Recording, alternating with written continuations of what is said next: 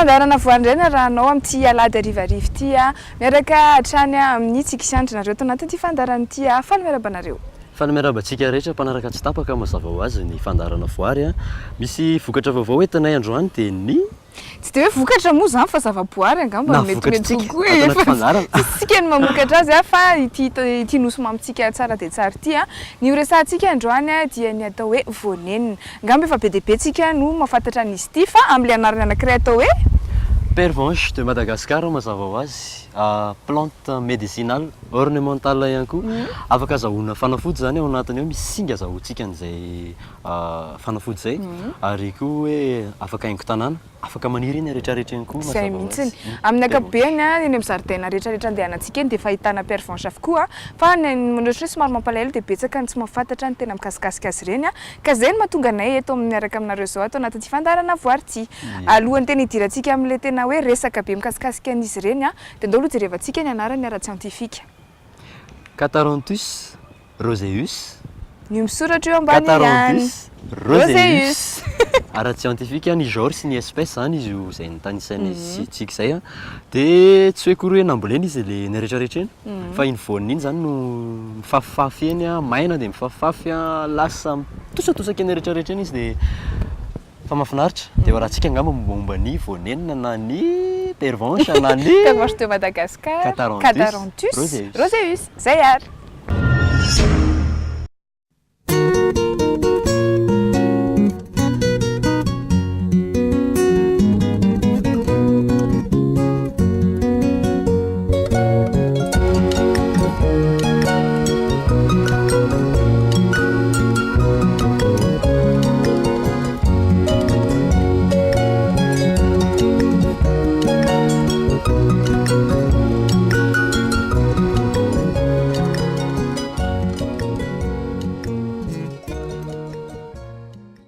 Vonenina Catharanthus roseus ao anatin'ny fianakavian'ny Apocynaceae, pervenche de Madagascar, fleur du repentir, anarana afaka omena vonenina avokoa izany.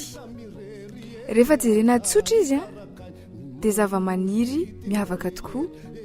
Ny tena mampiavaka azy voalohany aloha dia iny lokony mavokely izay midorehitra iny.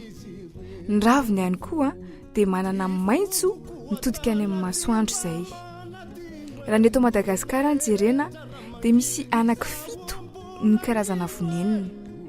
Na dia hita matetika eny an-jaridaina eny ary izy io dia voasokajy anisan'ny endemika ihany ny vonenina. Ary any amin'ny faritra atsimo ny Madagasikara no tena ahitana azy io. Rehefa jerena tsotsotra ny paoziny arak'izay vitantsika eo amin'ny sary dia rehefa jerena tsotra izy dia ohatran'ny hoe voninkazo kely motomotina kely ny paoziny. Tsotsotra nefa ny fahatsorany ino ianareo dia manafina zavatra ngeza dia ngeza tokoa. Ity zava-maniry manoloana antsika ity zany dia le antsoina hoe vonenina. Izy ny ahafantarana azy dia karazana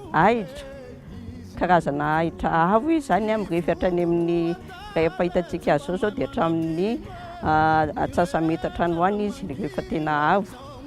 Ny ahafantarana azy dia izy ny raviny mifanatrika zany hoe rosaky ny tonony dia maitso mandavataona izy dia ny felany mavokely antitra indraindray ary izy fotsy arakarak'le karazany.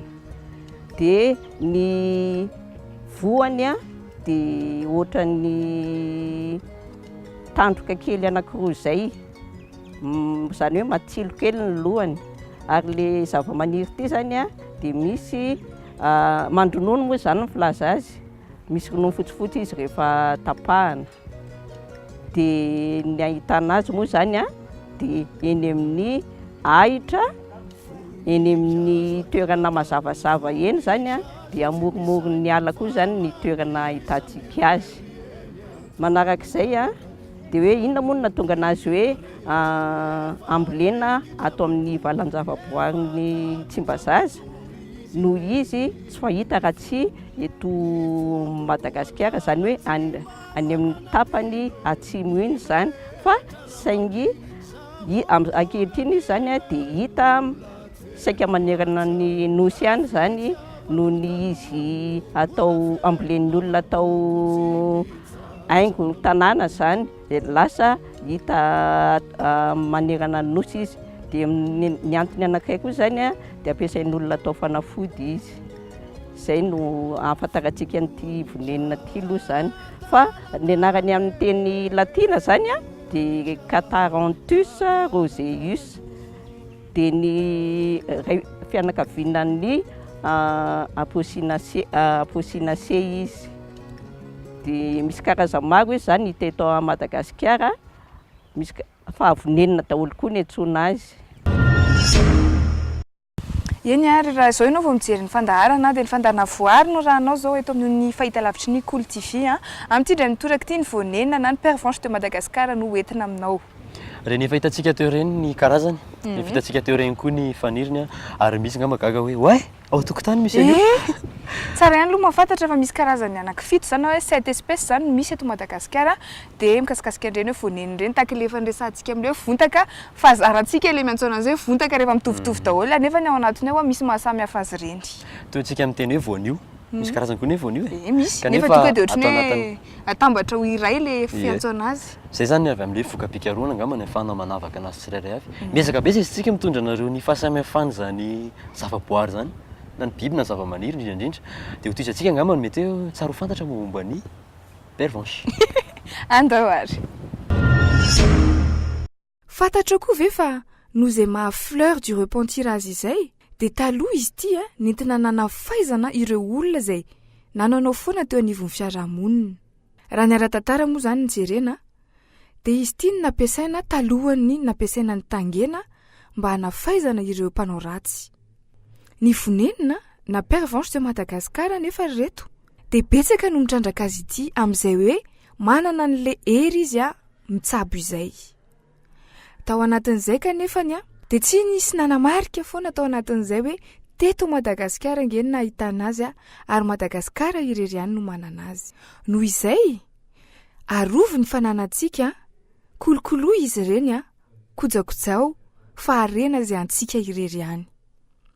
Amin'izay fahitantsika anazy n'aiza n'aiza izay dia tsara zany noho izany mazava ho azy ny manana azy ao an-trano.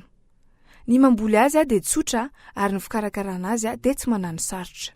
Somary karakaranao miaraka amina ohatran'ny fikarakarana voninkazo rehetrarehetra ihany izy.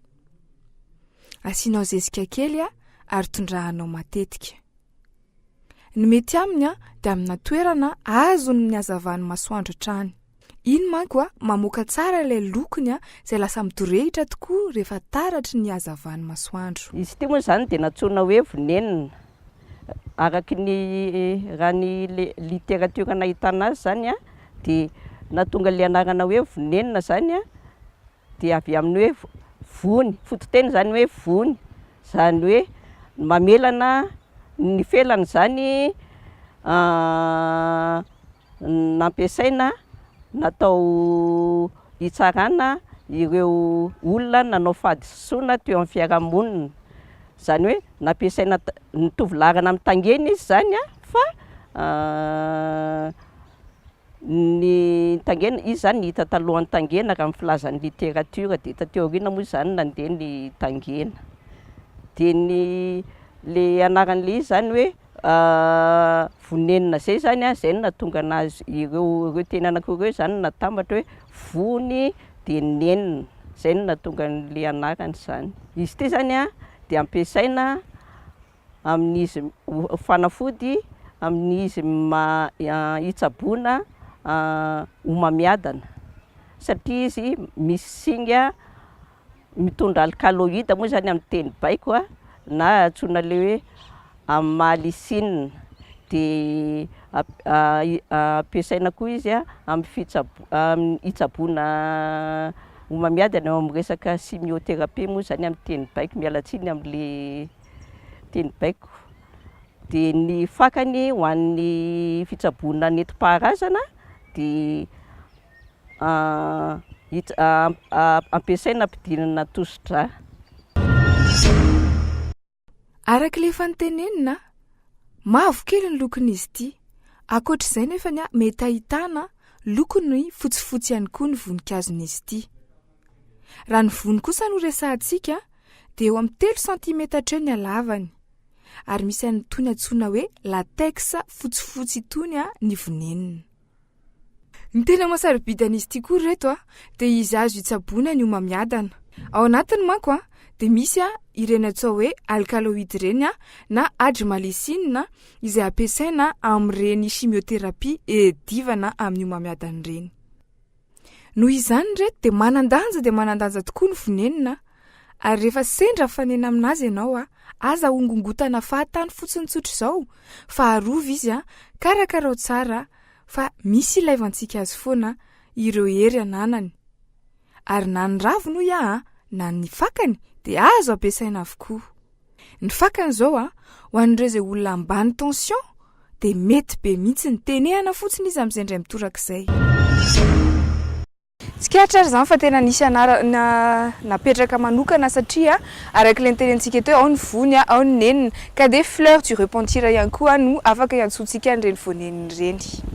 Eto anatin'ny fandarantsika fahadimy ity araka nefa natsipana isitsika tao amin'ny fandarana faefatra, mila manana kahie kely tsika, mila manana fitaovana andraisana kely izay note izay hoe inona ny tena zavatra lehibe ato anatin'ny fandarana voary, indrindra ho antsika mpianatra, ho antsika rehetra koa izay liana amin'ireny zavaboary Madagasikara izay tsy fahita fa tsy eto Madagasikara, dia ho an'ity androany ity izany dia raiso daholo izay zavatra rehetra notenenintsika, zavatra rehetra voalazako, zavatra rehetra enonareo tao anatin'ny fandarana voary nandritra ny izay minitra maromaro izay tato anatin'ny voary momba ny pervenche de Madagasikara. Ka dia izay koa izany no entinay maranana ity fandarana ity isaoranay ianao nanaraka fandarana hatramin'ny farany. Mety hoe alahelo kely tsika ro vinandray ve resaka pervenche fa ho an'ny androany izany dia izay no amaranantsika anazy amin'ny herinandro indray biby vaovao na zava-maniry vaovao aleo nga ataonay surprise, ataonay tsika surprise zay tsika nge mavezivezy serio any hitondra zavatra ho anareo kanefa tsy lany lanina zavaboary eto Madagasikara.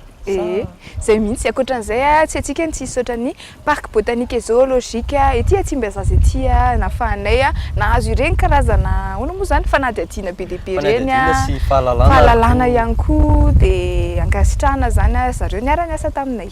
Ankasitrahana koa tsika rehetra mahatonga anay isitsika motivé be sy mazoto be izareo foana satria ny ara-pianatra hitety trano tsika dia ampianatra itino zao fa ho an'ny androany zany dia tapitra ny fandarana. Zay mihitsy mirary antsika rehetra ho feno fahalalana miaraka aminay isitsika atao fandarana voary isaky ny fotoana toy izao. Velom!